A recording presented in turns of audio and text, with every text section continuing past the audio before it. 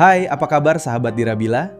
Bersama gua Rizal, selamat datang di Dirabila. Pada video kali ini, kita akan membahas sebuah kasus yang menggemparkan publik pada September 2024. Seorang ibu 3 anak berpamitan keluar rumah untuk bertemu seseorang yang dikenalnya melalui media sosial. Namun sejak malam itu, ia tak pernah kembali. 2 hari kemudian, jasadnya ditemukan di sebuah kawasan hutan puluhan kilometer dari rumahnya. Siapa pria yang ditemuinya malam itu? Mengapa pertemuan tersebut berakhir tragis? Dan bagaimana polisi akhirnya berhasil mengungkap pelaku di balik kasus ini? Jadi siapin kopi kalian, kalau berani matiin lampu sekalian, dan yuk kita masuk ke ceritanya.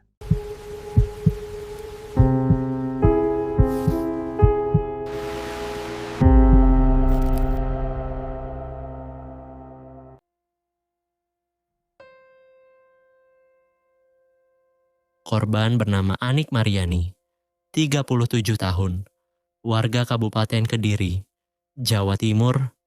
Ia merupakan ibu dari 3 orang anak dan bekerja sebagai seorang sales promotion girl. Sementara itu, suaminya bekerja di Batam sehingga mereka menjalani hubungan jarak jauh.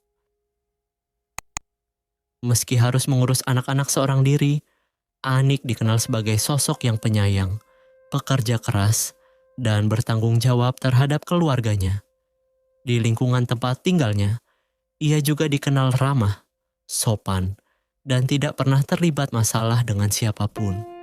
Dari luar, kehidupannya tampak berjalan normal. Namun tanpa disadari siapapun, sebuah keputusan yang diambil Anik pada malam 12 September 2024 menjadi awal dari tragedi yang merenggut nyawanya.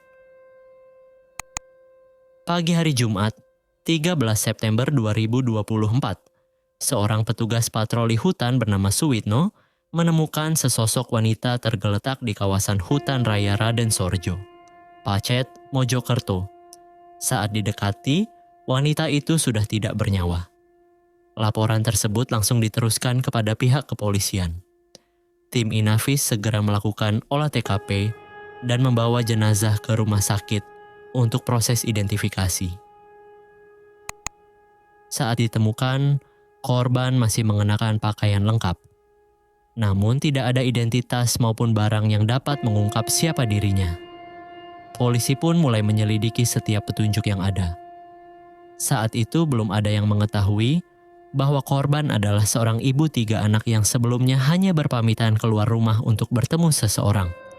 Dan dari sinilah penyelidikan perlahan mengungkap sebuah rencana kejahatan yang ternyata telah disusun sejak jauh hari. Jenazah korban kemudian dibawa ke Rumah Sakit Bayangkara Pusdik Sabara Porong untuk menjalani pemeriksaan lebih lanjut. Hasil pemeriksaan awal menunjukkan tidak ditemukan luka akibat senjata tajam. Namun terdapat sejumlah memar di bagian wajah, kepala, dan dada yang mengindikasikan korban sempat mengalami tindak kekerasan sebelum meninggal dunia. Hasil otopsi kemudian menyimpulkan bahwa penyebab kematian korban adalah mati lemas akibat kekurangan oksigen. Temuan ini semakin menguatkan dugaan bahwa korban merupakan korban pembunuhan. Lalu jasadnya dibuang ke kawasan hutan untuk menghilangkan jejak. Polisi lalu melakukan identifikasi menggunakan sidik jari. Sehari kemudian, identitas korban akhirnya terungkap. Korban adalah Anik Mariani, wanita berusia 37 tahun asal Kabupaten Kediri, yang telah dilaporkan tidak pulang sejak 2 hari sebelumnya.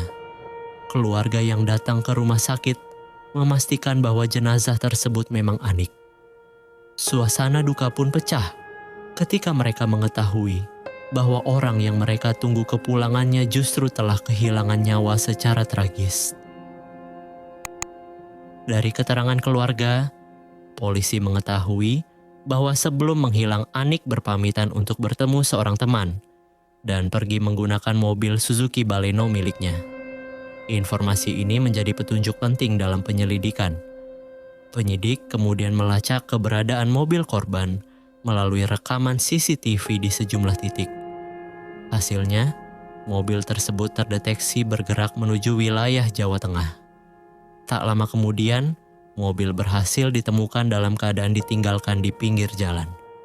Polisi juga mendapati plat nomor kendaraan telah diganti, yang menguatkan dugaan bahwa pelaku telah merencanakan aksinya sejak awal. Berbekal rekaman CCTV, barang bukti, dan hasil penyelidikan lainnya, polisi akhirnya berhasil mengidentifikasi pria yang diduga menjadi pelaku utama dalam kasus ini. Ia adalah Dedi Abdullah alias Kentir, pria berusia 36 tahun yang diketahui berkenalan dengan korban melalui media sosial beberapa bulan sebelumnya. Setelah identitasnya diketahui, pelaku terus berpindah-pindah lokasi untuk menghindari kejaran polisi. Ia diduga sempat menumpang truk, berganti kendaraan, hingga akhirnya melarikan diri ke wilayah Riau. Selama hampir 2 minggu, tim gabungan terus melakukan pengejaran hingga akhirnya pelarian itu berakhir di sebuah gubuk yang berada di kawasan perkebunan kelapa sawit di Kabupaten Rokan Hilir, Riau. Saat hendak diamankan, pelaku sempat memberikan perlawanan sehingga petugas terpaksa mengambil tindakan tegas terukur. Setelah berhasil diamankan, pelaku langsung dibawa ke Polres Mojokerto untuk menjalani pemeriksaan lebih lanjut. Namun penangkapan itu baru menjadi awal. Sebab dalam pemeriksaan selanjutnya, pelaku mengungkap fakta mengejutkan tentang hubungan mereka dan alasan sebenarnya di balik pembunuhan yang telah direncanakan tersebut. Pria yang ditangkap polisi diketahui bernama Dedi Abdullah alias Kentir, berusia 36 tahun, warga Brebes, Jawa Tengah. Dalam pemeriksaan terungkap bahwa Dedi merupakan seorang duda dengan 2 orang anak. Ia juga diketahui tidak memiliki pekerjaan tetap. Namun kepada Anik, ia mengaku sebagai seorang pengusaha bawang yang sukses. Identitas palsu itulah yang menjadi awal kedekatan mereka. Perkenalan mereka bermula dari media sosial pada Maret 2024. Selama kurang lebih 6 bulan, keduanya rutin berkomunikasi, hingga akhirnya sepakat untuk bertemu secara langsung. Namun tanpa disadari Anik, pertemuan itu bukan sekadar ajang perkenalan. Bagi Dedi, pertemuan tersebut adalah bagian dari rencana yang telah ia susun sebelumnya. Dalam pemeriksaan, Dedi mengaku telah mengincar harta milik korban, terutama mobil Suzuki Baleno dan telepon genggamnya. Bahkan 2 hari sebelum pertemuan, ia diketahui telah memesan pelat nomor kendaraan palsu yang nantinya akan dipasang pada mobil korban agar tidak mudah terlacak. Fakta ini membuat polisi menduga aksi tersebut telah dipersiapkan sejak awal, bukan terjadi secara spontan. Pada malam 12 September 2024, Anik berpamitan kepada keluarganya untuk bertemu seorang teman. Mereka kemudian bertemu di kawasan Alun-Alun Kediri sekitar pukul 9 malam. Dari lokasi tersebut, keduanya melanjutkan perjalanan menggunakan mobil milik Anik dengan Dedi yang berada di balik kemudi. Saat melintasi kawasan yang sepi di wilayah Jombang, pelaku menghentikan kendaraan. Di lokasi itulah aksi kekerasan diduga terjadi. Berdasarkan pengakuannya, Dedi menyerang korban hingga korban tidak lagi mampu melawan, kemudian menyebabkan korban meninggal karena kehabisan oksigen. Setelah memastikan korban tidak bernyawa, pelaku membawa mobil beserta jenazah korban meninggalkan lokasi. Awalnya ia berniat menuju Bojonegoro, tetapi di tengah perjalanan mengubah rencana. Pelaku kemudian mengarahkan kendaraan menuju kawasan hutan raya Raden Soerjo di Pacet, Mojokerto. Di tempat yang sepi itulah jenazah korban ditinggalkan sebelum pelaku melanjutkan pelariannya menggunakan mobil milik korban. Agar jejaknya semakin sulit dilacak, pelaku mengganti plat nomor kendaraan dengan pelat palsu yang telah dipersiapkan sebelumnya. Namun serapi apapun rencana itu disusun, satu demi satu petunjuk akhirnya berhasil ditemukan oleh penyidik hingga mengarah langsung kepada dirinya. Dan setelah seluruh rangkaian kejadian terungkap, polisi pun menyiapkan sejumlah barang bukti untuk memperkuat proses hukum terhadap pelaku. Selama proses penyelidikan, polisi berhasil mengamankan sejumlah barang bukti yang memperkuat dugaan keterlibatan pelaku. Di antaranya adalah mobil Suzuki Baleno milik korban yang sempat dibawa kabur dan telah dipasangi plat nomor palsu, serta barang-barang lain yang berkaitan dengan pelarian pelaku. Sementara itu, hasil autopsi menyatakan bahwa Anik meninggal akibat mati lemas atau kekurangan oksigen. Selain itu, tim medis juga menemukan sejumlah luka memar pada tubuh korban yang menunjukkan adanya tindak kekerasan sebelum korban meninggal dunia. Temuan tersebut menjadi salah satu bukti penting dalam proses penyidikan. Dalam pemeriksaan, Dedi Abdullah akhirnya mengakui seluruh perbuatannya. Ia mengaku telah merencanakan aksinya sebelum bertemu dengan korban. Motif utamanya adalah menguasai harta milik Anik, terutama mobil dan telepon genggam korban. Bahkan, pelat nomor palsu telah dipersiapkan beberapa hari sebelum pertemuan berlangsung. Pengakuan tersebut semakin menguatkan hasil penyelidikan bahwa kasus ini bukan terjadi karena emosi sesaat, melainkan diduga telah dirancang sebelumnya. Setelah proses identifikasi selesai, jenazah Anik diserahkan kepada pihak keluarga untuk dimakamkan.